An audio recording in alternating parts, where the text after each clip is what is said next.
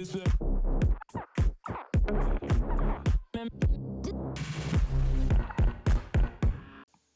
up, guys? Welcome back to the Social Standard Podcast. My guest today is Nick Bennett. Now, Nick is a really interesting guy because he started his career out as a field marketer, and he has parlayed that now into becoming a B2B influencer himself. And Nick is not just starting as a B2B influencer. He's got a huge following on LinkedIn. He's got a very successful newsletter that has just launched. He also is the host of the Anonymous Marketer podcast. And I believe, if I'm not mistaken, Nick, you're also about to become an author? Yeah, writing a book on the creator economy in B2B I love right it. now. So That's super cool. Okay, and when can we expect that book to be out, do you think? it's coming out in April of 2024. These publishers, they want the book so early, but then they take forever to actually bring it to Yes. market. Yeah, that's true. I think that's always a sensitive question for an author, right? Is when is the book coming?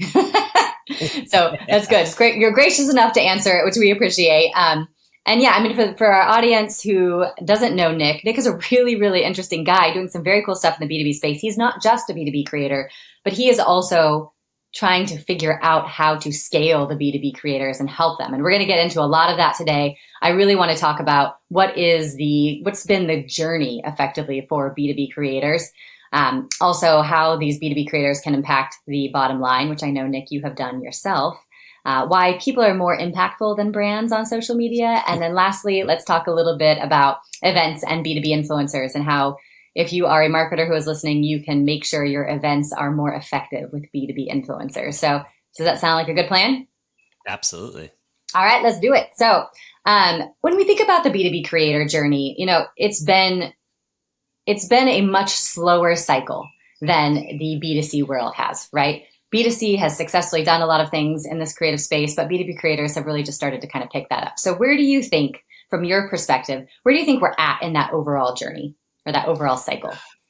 I definitely think we're in the early adopter phase, and it's more industry specific. So Sure. when I think of like creators and influencers in B2B, it's mostly in MarTech and sales tech. Those are kind of like the big two. I feel like those are the ones that have a lot of those early adopters that are bought in, that like this is a change that needs to happen. Now, when you think of like fintech, healthcare, all these other industries, like they may have like subject matter experts or things like that, but like feel like it's going to be a lot longer before they see mass adoption. I do think that like mass adoption for MarTech and sales tech is probably like, I would say anywhere from like 2 to 4 years away. It could accelerate. I don't think it will decline. I think it will, if anything, accelerate faster. But I would say between 2 and 4 years, we'll start to see mass adoption in that space. And then hopefully it just continues to keep going. Yeah, I agree. I definitely think we're early on in the space, but still a lot of exciting stuff that's currently happening. Now, what about platforms? Do you think that there is one shining platform for B2B? Do you think there are several? Like, where are you looking at this as a marketer and as a creator? So I definitely think LinkedIn is the place, like the platform for like B2B that a lot of people are creating content on. So like when I started creating content 3.5 years ago on LinkedIn, 1% of users created content on LinkedIn. At the time, it was 650 million users on LinkedIn. By the end of 2022, they were up to almost 4% of users that created content, and up to about 920 million users at the time. So they'll probably eclipse 1 billion users this year. What's to say 4% doesn't turn into 10% in like the next year, because everyone is kind of, I mean, I'm sure if you've seen it, like it's becoming very noisy on LinkedIn. How do you stand out? I do think that's like the number one platform. For me, I'm still doing YouTube. I'm a big believer of YouTube Shorts. Huge believer of that. Out of all platforms, I think that's the one that marketers, especially in B2B, should be like focused on. I do, post on TikTok, Instagram Reels, tried Threads, got bored of it after a few days as well. But for me, the big thing was like, hey, what happens if you lose your audience on any of these social platforms? It's not owned media. You don't own these audiences that you bring. So how do you convert them and kind of like bring them over to your newsletter, for example? How do you bring them over to your podcast? How do you bring them over to all these things where you can start to build that email list that you actually own and kind of do more with? And I have now a like membership community where people pay between $15 and $225 a month. And they have access to myself and my co-founder. And like, we do a lot of things around this whole people first go to market, which Hmm. plays into like this whole creator and influencer space. Yeah, super interesting. So it sounds to me like you are bullish on short form video when it comes to B2B marketing. Okay, so 100%. Yeah, short form video is the future. I mean, it's not even the future, it's the now, but like it is the it's present. definitely going to be the future. Yeah, I agree. And we've seen those trends very heavily, obviously, in B2C, which is leading. Mhm. For B2B, my question is, do you think, with regard to short form video, do you think LinkedIn is a place for short form video, or do you think LinkedIn will remain more text and image based? No, I think it's funny because I do think short form video, and I post a lot of like short form video on LinkedIn, whether it's Hmm. podcast clips or like stuff that I've been on personally, Same. and they do really well. But a good friend of mine, Will Aiken, so he has been testing driving directly to YouTube through short form video on there and then linking to his YouTube. And he is seeing massive engagement and impressions on those types of Interesting. content. Okay. So you're saying he'll basically post a short form, a YouTube Shorts, like a short form video. But when you Yep. click on And then, that or you drop the link to your YouTube back. Yeah, that's what we do for our podcast as well. And I think that yep. works really well.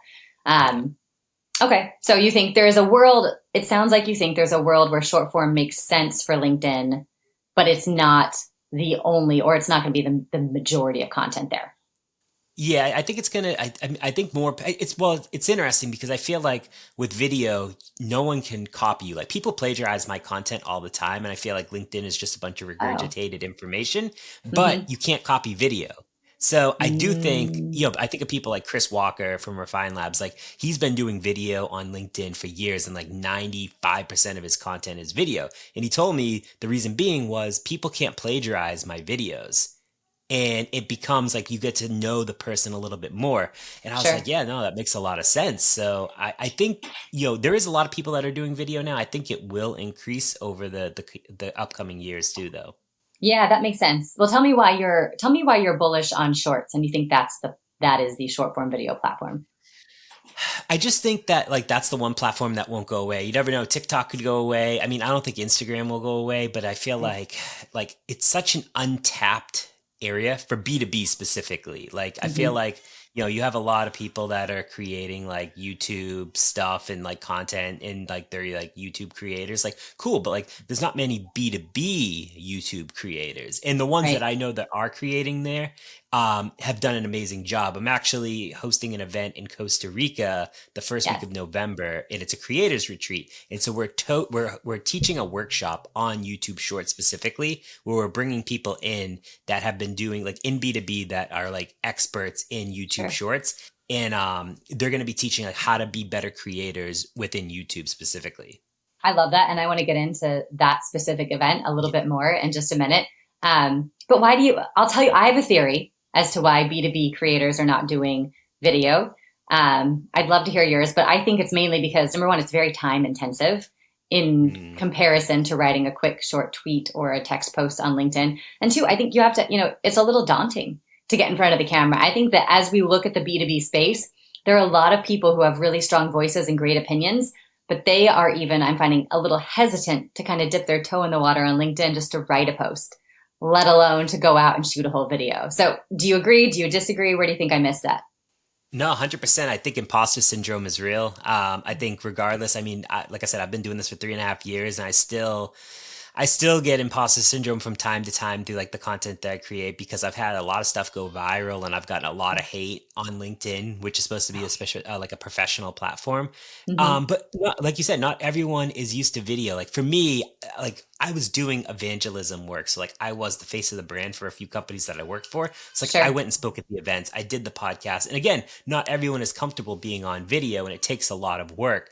Now, I do think like the editing piece is a big piece. And you know, personally, I use some AI like to create clips from like different types of podcasts and videos that I do because Yep. I don't have the time to do the editing. Now, my Sure. podcast specifically, I do have an agency that does that for me. But Mm-hmm. like for all this other stuff, I've been testing all these AI platforms to see like, hey, can I actually get clips that I would use? And believe it or not, like I'm actually quite impressed with what I've been able to produce in a fraction of the time.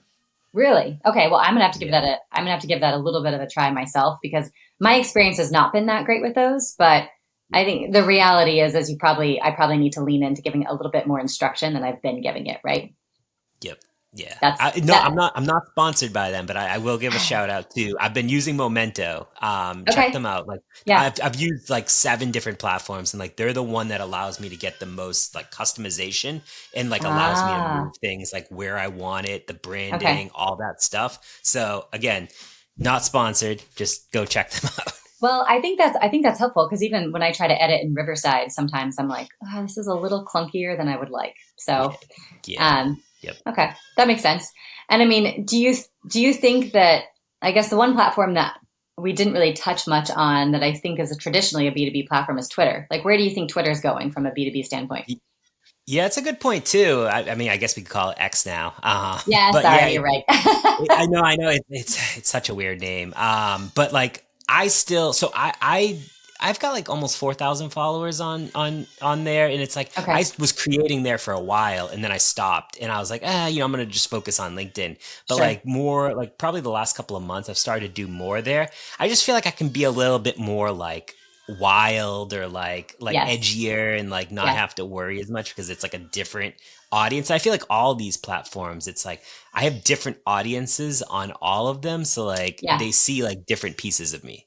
Yeah, I think that makes sense. And even I know when Threads first launched, there were a lot of memes going around where it was like when my Instagram audience meets my Twitter audience, like my Twitter audience, and it's just kind of this battle or this weird, very weird thing. But I do wonder if that edginess that Twitter does give, if that makes for a really good testing ground for brands Mm. and for creators to try just to try out new material, try out maybe a new style of content, without the full like risk of showing up on LinkedIn with something like that.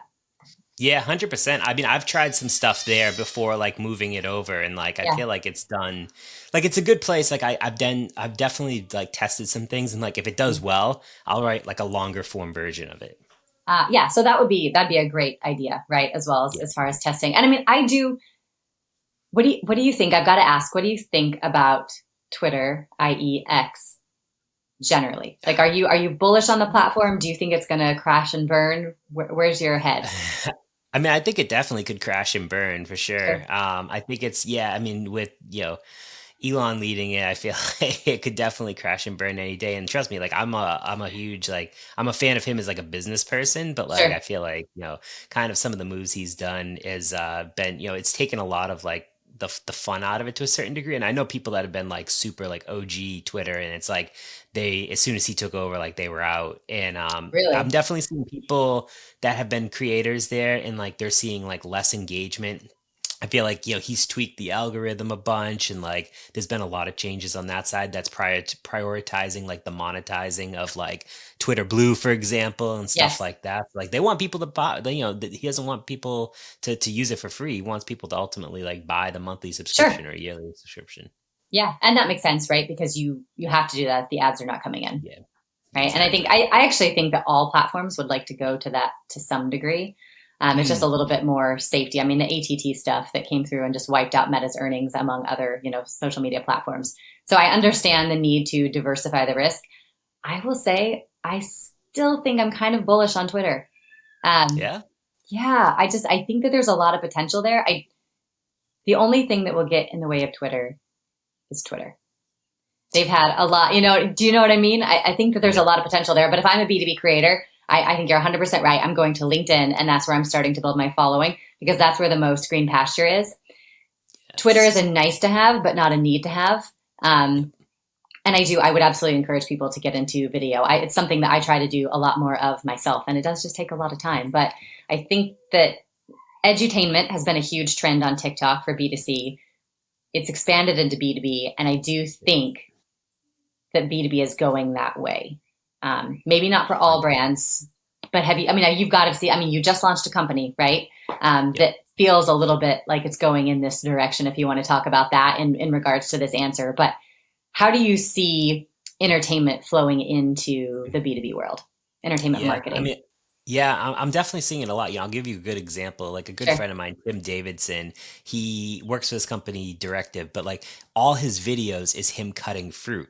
and like talking about B2B, like just funny outtakes on B2B. So like when people see him, they're like, "Hey, you're the guy that cuts fruit on video." It's kind of like his thing. Like It's people awesome. recognize that. And like they put like it's just like for me, like when I started creating content, like people thought of me as like the field marketing guy. Like Uh-huh. still, even to this day, it's like, hey, you were like the one that talked about field marketing like 3.5 years ago when no one else was talking about it. And I was like, yeah.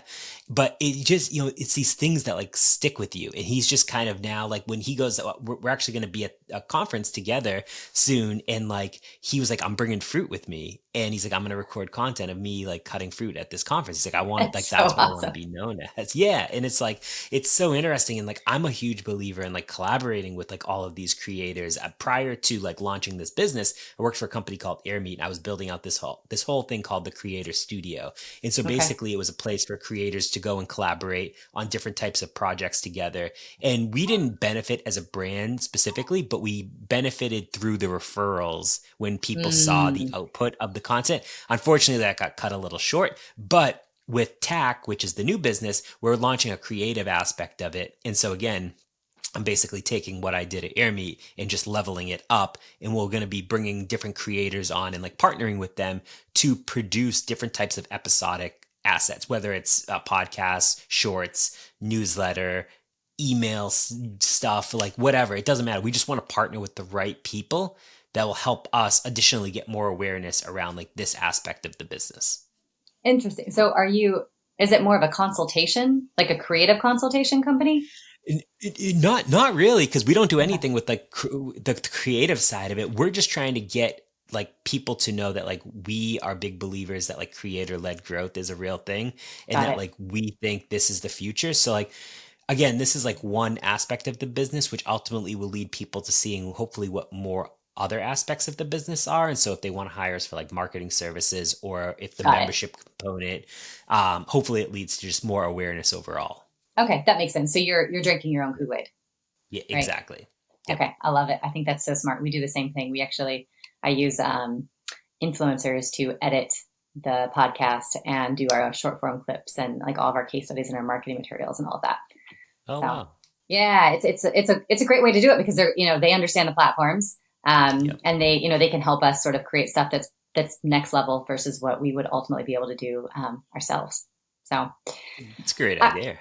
yeah, yeah. So, all right, switching gears a little bit. So, for brands who want to partner with creators, like how would you guide them on content types and platforms? What do you think about like integrations in terms of Mm. like newsletters, for example, or podcasts? Because it's obvious, I think, in terms of like YouTube, what you do and video. To me, those are easy ones for brands, and you can look at B2C. But like a lot of B2C creators don't have newsletters, and even though they do have podcasts, I just think that we're leaving a lot on the table when with regard to podcasts. Yeah, 100%. Yeah, it's so I've had this is my second podcast, actually my fourth podcast. Two of them didn't The really take off, but the anonymous marketer. That's the yeah, one the we're talking anonymous about now. marketer. Exactly. So I started that one in January of this year. And Okay. so I said, I really want to I feel like I want to monetize this. I want to offer like ad Yeah. rolls, I want to offer sponsored content that goes with it. I want to see what happens if anyone would actually like bite. And so I remember putting a post out on like LinkedIn, and I had like a bunch of companies like come inbound, be like, "Hey, like do you have a media kit? Like I'd love to see more." And so I had one that was built. Yeah, it was actually really, really nice. And like I started sharing it, and people were like, "Yeah, like I'm good with this. Like let's do it." And so I was able to start like having like podcast sponsors like day one before I even had any listeners to the show, because they knew of the audience that I brought with me. They knew that like my kind of track Interesting. record. They believed in me as an individual, and so it just we're in almost I guess halfway through the year, almost three quarters of the way of the year in a few months, and it's like we're Google sponsors the podcast now. And like I have all these companies that have come inbound. I haven't gone outbound to any of these companies. And it's been Amazing. really, really nice to be able to see that. Now, what they get, and I think one of the big drivers of it is they do get like a sponsored post for whatever it is that they want as part of sponsoring like the top package of like the podcast. So that's one piece. They get the ad roll, they get me 30-second ad roll that I'm reading for them. They get shout outs in all of the posts when I post clips on it as well. I mean, I'm pulling about between YouTube and like, Apple and Spotify, probably about 3 to 6,000 listeners per episode. And I've That's great. released 10 episodes so far. So it's Okay. definitely good. I'm definitely getting a lot of interest there. But again, a lot of it ties back to LinkedIn specifically. Yes. So LinkedIn is your place to advertise the podcast, and that's you're leveraging LinkedIn to drive growth for your podcast. Exactly. Yep. Yeah. It's and I have through my personal page, and then I have like a company page for the podcast that has like I think it has like 7,000 followers now, or almost 7,000 followers. So like I'm posting clips, multiple different clips between both pages. Getting a lot of different engagement across the both of them, and I release twice a month, so I don't release Okay. on a weekly basis or anything either. So I try to make them impactful when they do come out. Yeah, I think that's the way to go, right? Because if you lose somebody, especially in the early days with a podcast that's not quality, Yep. they're likely not going to come back. And it's hard because we all have a lot to do, a lot to listen to, and a lot of content to consume. Yep. 100%. Well, what do you think though? I still think, I mean, I know that that's great. That's terrific that you've had that success. And I think that what is the next level of that though? Because podcasts have been around for a while. Yep. Um, and with video being so popular, I really think that there is more to do with things that you could have in the background as far as sponsorships. Like, how can we tie in these events, especially with B2B, to say, let's get, you could get a guest on your podcast. Like what are all of that? You could have somebody at the event. And I feel like I'm babbling here a little bit, but I just think that there are so many different ways that we can increase engagement above and beyond a simple read. I mean, do you think that's true? And I mean, how long do you think we have until we can start doing that? Marketers going to have that appetite. Yeah, no, 100%. I've always said, influencer marketing, at least in B2B 1.0, is always like the brand telling the creator or the influencer like Mm-hmm. what to do. Like these are your Yeah. deliverables. Go out. You didn't have any like creative freedom to a certain degree. It was like you need to deliver on this. Now I feel like it's definitely changed a bit. Some companies get this better than others, but it's like how can I integrate these influencers and creators back into my go-to-market strategy so they're a larger part of it. So yeah, maybe there's sponsored content and sponsored posts. Maybe they're speaking at a webinar or an in-person event. I have one company that I'm working with that is posting like a 20 city roadshow, and they're bringing Oh, in influencers for every city to be like the MC to drive a bunch of awareness. So like that's another piece. So like I'm doing like Boston, for example, and they have people doing Miami and Chicago and like all these other places like LA, and they're bringing in B2B influencers and creators to be these MCs and to be like one of the big like, hey, you should come to this event to come see these people and to like spend oh, time with them. And they've seen like a ton of success with this. So like I've helped them build out this strategy to kind of see like what this actually looks like. But it's been really, really fun. But it's integrated more into like the whole strategy versus just that one small piece. And I think that that's how you need to build it. Like, hmm. maybe there's a membership component. Maybe there's the additional speaking or video or whatever it is. Maybe you become an advisor for the company and you help Yeah. them. Like one company that I'm also helping right now is like, they're like, we need podcast guests, but we don't know the right people. You do. Can we tap into that? And so like, that's another piece of it that's like hugely untapped. And it's like I'm doing a content series for them. So like I'm the Interesting. talent in their content series, which plays into like the larger part of it. Okay, that makes sense. And I know SAP, who I always look at as a front runner in B2B influencers. That's exactly what they did with their podcast is they had an influencer come on and be the host. And then they had guests, thereafter. And she's been the host for their podcast for, I think, going on 3 or 4 years now. And Wow. it's a very similar setup to what you're talking about as well, because she has a reasonable following on LinkedIn. Yep. And she's doing, a lot of those things. Now, what do you think though? Like something that you just touched on there, it's almost like podcast casting or interview setups. Mhm. Where do you think that piece belongs? Like who does that belong to? To me, it's almost I could see PR wanting to be in that pretty seriously, but I also think that um, there's a role for social teams in that as well.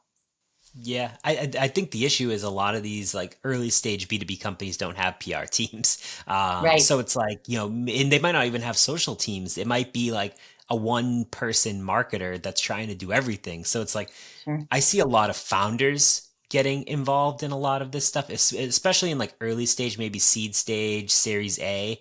I feel like those where you see a lot of like founder led marketing where like Hmm. they're the ones that are working with you. I feel like once you get to series B and a little bit later, it starts to they start to add a bit more functionality within Yep. marketing and it becomes a lot easier. But at least that's what I've seen so far. Yeah, that makes sense. And I guess I'm approaching it more from the lens of like Adobe and Zendesk and some of our larger clients, and then you're bringing in really nicely the some of the smaller folks that are just getting their start, and that's a good point of distinction.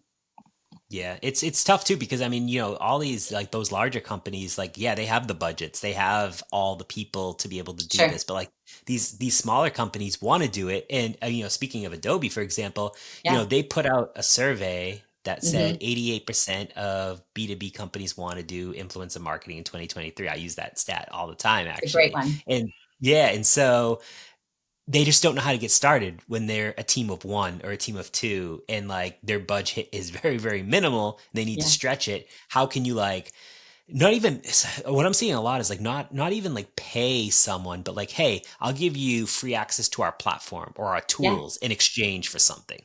Hmm. Yeah, and that can make really good sense, right? Especially if you're a creator and you need analytics for your social media platforms, right? Or if you needed Exactly. a tech stack for your newsletter. So, Yep, okay, I do it myself, and I'm just like, this is great. I get access to free tools that like normally one I was saving companies a lot of money before, but like right? now that I'm on my own, it's like I need these things, but like I don't have the money to pay for them. But like, hey, if I Yes. can like barter with you, absolutely. Yeah, I mean, bartering is it's the best way to do things, in my opinion. Yeah. So, I like it. Okay, now newsletters specifically. I know I hear a lot of B2B companies talking about wanting to like sponsor newsletters. And I think a big reason for that is because LinkedIn has really been pushing the newsletter, right? It helps your following, it helps your engagement. And so you see a ton of creators on LinkedIn specifically having newsletters. I know that there are other platforms like Substack, like Beehive, where you can do paid or free subscriptions and really own your audience a little bit more. But how would you guide a brand who said, hey, I think we need to be in newsletters? How can we partner with B2B influencers in the newsletter game? What's your advice for them? So I've been testing this out myself, like personally, and so I have my newsletter that's on Beehive, and so I think we've posted probably like 7 or 8. It's all about the creator economy, influencer Yeah, marketing, I've called the checked it out. Creator It's good. Circle.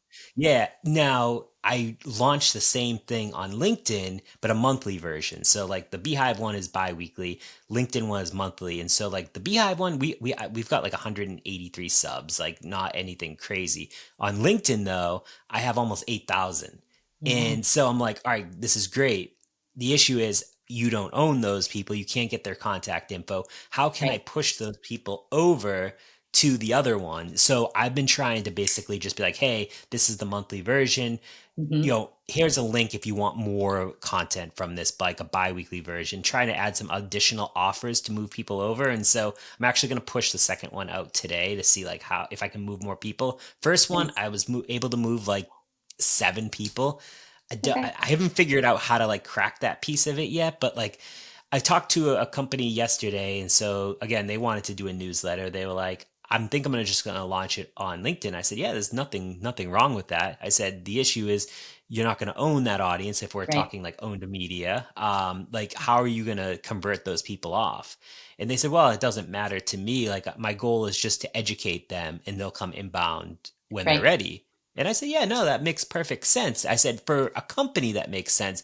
For an individual creator, that might make not make as much sense. Exactly. Because the companies don't need to monetize it. Right. Exactly. Yep. Yeah. Yeah. That makes a lot of sense. Would you, so because companies are less, they're not looking to monetize newsletters, but maybe they are looking to spread awareness about their company and therefore they want to partner with B2B influencers to drop an ad in their newsletter. What are some, have you seen anyone do that really effectively? Yeah, I've seen. So I haven't done it myself on the like the newsletter piece of it, but I've seen a few people do it where it's very educational through what they're promoting. Hmm. And like lots of times they're offering like, hey, sign up for this service and like use this code from this Yes. newsletter and you'll get like 20% off or something. And I'm like, oh, that's interesting. I've talked to a few people that ask like how many people have like converted off that. Hmm. And at least in B2B, like the ones that I've talked to, it's always been a low percentage Of unless you course. have like a huge audience for it. But yeah, I mean, I don't know. I definitely think it's worth trying and testing and seeing like what happens there. I get a lot of questions from people that are like, "Hey, what should I charge for like a spot in my newsletter for like an ad?" And I'm Yeah. just like, honestly, I don't even know. I'm not doing it myself. Like some Right. people like, well, I charge 250. Some people like I charge 3,000. Like I was like, well, I don't think there's like a right or wrong answer here. It depends on your open rate and all these other things, and like, Sure. people engage. Is it the right ICP? Like all that stuff. Yeah, exactly. A lot of factors go into it. But yeah, I mean, we're still early days on all of that. So um, you kind of, I know that like we always have really good insights into stuff like that because we're reaching out to a lot of influencers at scale. And so we tend to guide creators who come back that are a little high or a little low and say, like this is Mm, kind of roughly what we think you should where you should be. And then it's kind of all right, well, great. If that works, cool. And if it doesn't, also fine. But part of definitely. part of what are the growing pains of being early days, right? Yep, 100%. I feel like I could use your help too. Yeah, I know, right? Maybe come on over. We'll have to start repping the Nick Bennett's of the world. I love it. So I do want to, speaking of performance, I think one of the things that I read that you had success with as a creator yourself is that at one of your prior companies, you'd driven a really huge amount of pipeline business for them. I think 2 million is what you said. So tell me a little bit about how did you drive $2 million of pipeline for your company? And I believe you said 60% of it closed. How did you make that happen? Yeah. Yeah, honestly, it was just through showing up every single day on LinkedIn. Yeah, I mean, we were able to drive 2 million, 60% of it closed in 2 years, so like 1.2 million, Awesome. which isn't like too bad to, basically at zero cost outside of my salary, of course. But like I I would wasn't say like my too bad. role That's wasn't. that's incredible. Yeah, my role wasn't to like, be like a social media person. Like the role that I was in was like an evangelist type role. So yeah, like that plays into a larger piece of like what I was doing. But all I was doing, like I was already doing this before I even started at this company. So it's not Mm, like I did it specifically for the company. And 98% of the time I never talked about the company. I was just talking about different types of projects that I was working on, stuff I was seeing in the market. Hopefully that would add additional value to other people that were reading it so that they either didn't make the same mistake I did, or that if I saw success, they could try to replicate it inside their own environments. And gotcha. it was super successful. And like you think about it, it's like, all right, cool. If I'm driving 1 million impressions on LinkedIn each month, and you have all of a sudden, 10 other people in the company or 20 other people, I forget, someone just was it Adobe? Someone just put out an article, Cisco, I think it was actually, Okay. and they put out an article saying like they're turning like all their employees into Oh, influencers. yes. That was from the end of last year, though. It just sort of went viral on Uh, LinkedIn recently. okay, because I was gonna say I've seen it everywhere on LinkedIn Yes, me recently. too. And I was just like, that's such a smart idea because think about how much you could save on like paid ad spend for like search, all these Exactly. different things. If you just empower your employees to voice their own opinion, you don't have to talk about the company because when people are clicking my profile on LinkedIn, they're going to see where I work. They're going to come inbound when they're ready. But if I'm adding value to their lives, it's going to be much more likely that the company will be in the conversation when they're looking for a product like ours. Exactly. And I think that you have just sold in the case for why hiring people with personal brands is effective marketing for any business. 100%. Yeah, I'm hosting a workshop, like a 2.5 hour workshop next week. And it's like the whole thing is like why B2B employers need to embrace like personal branding and Yes, like empower their employees regardless if they go off and do their own thing or like move on to something next, because what's going to happen is you're going to start to be like, that's a brand that I want to work for because I've seen so many amazing things. You're going to have a backlog of all these people wanting to apply for that job without you having to like do anything. exactly. And when you support your employees, they in turn support you. And I really think that Yep. supporting people and helping them build their personal brand is the new replacement for sponsoring MBAs. Yes. Yep. 100%. I mean, it's like I don't even I did a post the other day. I was like, you don't even need a resume anymore. LinkedIn is your Right. resume. Like I've not I had a resume in years. I mean, I obviously run my own company, but Same here, and like I can be super selective in like what I yeah. want for jobs now. Like now, like for clients, like who do I want to work with? Like I don't have to take like just random stuff because fortunately, doing all this for like the last couple of years, I get a lot that has come inbound because people know who I am and like they want to work with me. And like if I don't Yes. enjoy the brand or vibe with them, like I don't have to take it. Yeah, totally. I mean, and I think that's one of the reasons why LinkedIn has been such a good and good place for professional discourse is because you already have employers and employees showing up there daily for job stuff. And I think if you Yep. also look at Twitter, Twitter just launched jobs as well. And I am positive the reason that they've done that is because they've seen the success that LinkedIn has had and they're trying to defend their turf. So Yep. Twitter, 100%. Twitter seems like a little bit of a dangerous place to look for a job personally, just because like our points earlier, right, about how you're a little bit more wild on Twitter. But Yep. probably as an employer, you should be looking on people's Twitter feeds just to make sure you're not hiring a ticking time bomb, right? Exactly. Great. So do you think that that's repeatable? What you did for your previous company in creating that pipeline, was it a perfect storm, or have you done that for companies since? Are you planning on doing that for your company now? Like, talk to me a little bit about that. Yeah, I mean, I think it's definitely, so after I left that company, I actually went to another company. I did the exact same thing. Now I ended up getting laid off 6 months into the job, which forced me to basically, I've always wanted to start my own thing. This Yeah. just kind of like put me in earlier than like I thought I was going to do it, which is fine because it's been really successful. But like I did the exact same thing. And like in the 6 months I was there, drove, I mean, between events, between just like my organic stuff, like I would say a couple million, not as much of it closed because it was still so early on. Like, who knows by the end of the year what that could change into.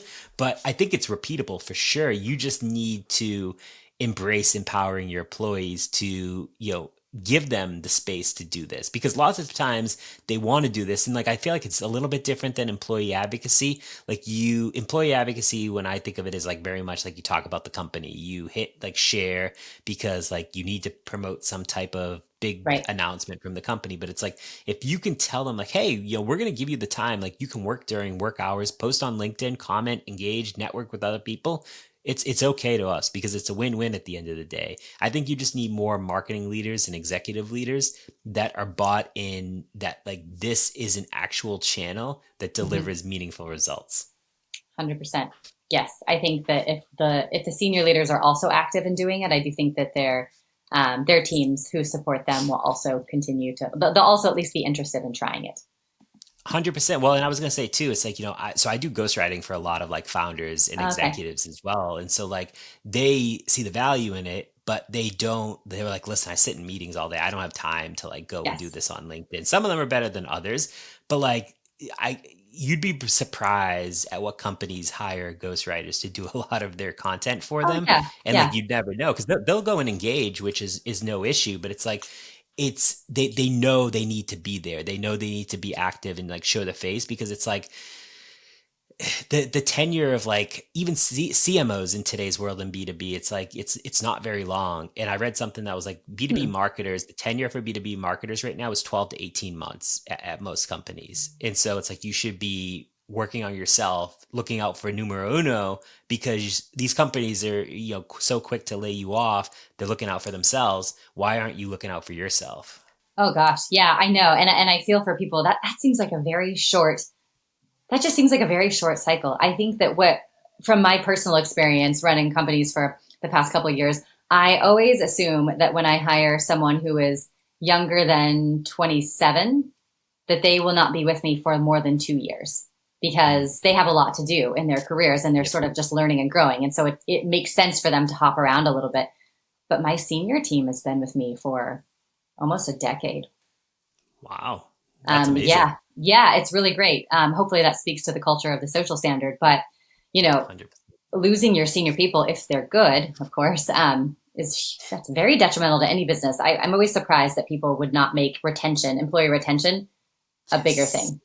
100, yeah. It's funny because my mom, she's worked for Raytheon her entire life. She was texting me yesterday and she was like, "Oh, I'm celebrating my 45th year there." And so like they're letting me like get something and like they're giving her like an iPad that's like 3 years old. I was like, "You've been at this company for 45 years and like that's all they can give you." And I was like, she's like, "Well, you've worked for like 7 companies and you're only 36." And I was like, "Yeah, but I've made a 20% to 30% increase bump from pay every single time I moved." And some of those were out of my control because of like layoffs and like Yes. IPOs and like running out of runway. But I was just like, I would much rather take that jump every Mm. year to 2 years, at least early on in my career, because if I didn't do those things, I wouldn't be, I don't think, where I am now. Yeah, fair enough. I think that's a valid point. Do you feel like your expertise has grown exponentially because of that, or because I think when you jump around, you cast a very wide net. When you stay with someone, you go Yes. very deep. And I don't know. This actually leads me into our next question. My next question for you, which is, you talk about, and I think a lot of people talk about 4 different types of B2B creators, right? You've got the creator, you've got the subject matter expert, which I think is kind of what I was getting at here with the deep stuff. But what were the other two that you talk about as well? It was what Oh wait, was it's it? It was a subject creators, matter influencers, subject matter influencers experts, and and evangelists. evangelists. Yes. Yes. Yeah. Yeah. So And why is it important to distinguish between those? because I think, when like I'll take creators and influencers, for example, like not like everyone can be a creator, at least in B2B, Yes. like anyone, but not every creator has influence. Now I have influence in the some of the stuff that I talk about because I've been doing it successfully for all these years. But like if I was to talk about, I don't know, fintech, for example, like I don't know, I've never worked in fintech. I don't know anything about it. Why would someone listen to me? But I could still create content around fintech if I worked for a company, but like I wouldn't be considered as like a thought leader, as an influencer within that space. Now, when I think of evangelist, I think of someone that's like evangelizing the specific like company or like whatever that they work for. Like for me, it was easier because I always worked in MarTech. We sold to marketers. I was the buyer. I understood the pain points. I could go out and speak to these people because I had those relationships through creating content. And then subject matter experts, I mean, I feel like that can really be anyone that has a deep understanding, that knows the product, the company inside and out, and even like the category. And they can be like your trusted advisor and like Hmm. give you a non-biased kind of look on everything. Yeah, absolutely. And then evangelist would be like you at a company, right? You somebody who works at the company but talks about the E- product all the time. Exactly. Yep. Got it. Yeah, and I think it's smart to do that because when you look at B2B marketing and you look at things that happen online versus in real life, like a subject matter expert at a conference or a panel would drive a lot of interest, even if they only have, a few thousand followers on LinkedIn, for Yep. example. Right? 100%. Yep. Yeah, I really like that sort of grouping. Sometimes I think it helps brands frame um, how they're going to go to market with an influencer strategy, right? Yeah. So, okay, my last question here for you is when we think about building events, like I, I think that in 2024, events are going to be coming back, like roaring back in a big, big way. And so I foresee a lot of B2B brands leveraging influencers at events and at conferences, at dinners, all of those things. Tell me how you think they can maximize these relationships, these activations, and these partnerships. Yeah, it's interesting because I've had the idea to like do this like creator house for like a Hmm. while, and like there was a sales one that was done. It was only like 6 or 7 people that went to it, but I was like, oh, that's such a cool idea. I was like, you see all these like TikTok houses and stuff, TikTok and I'm like, houses, yeah. yeah, I was like, it's so interesting. I was just like, but like B2B, no one's like done this before, and I Right. was like.